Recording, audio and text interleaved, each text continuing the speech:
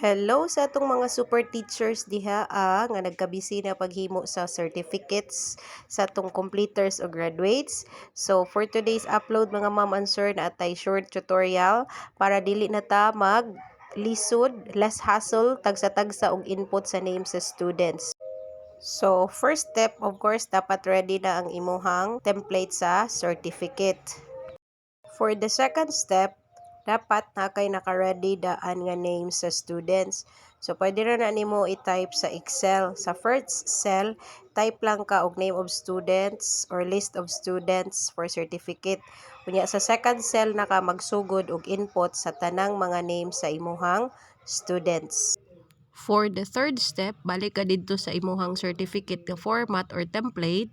Tapos, i-click sa taas na ay nakabutang mailings. Next step, select recipient unya i-click ang use an existing list.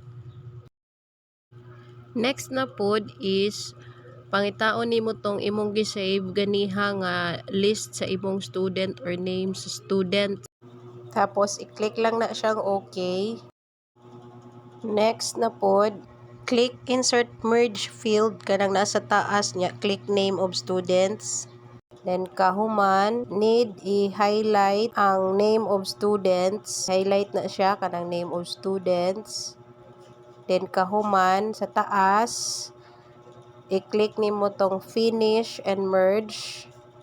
Tapos pangita ang edit individual documents. And then click lang na siyang okay. Onya, tadan! Magic! Charot!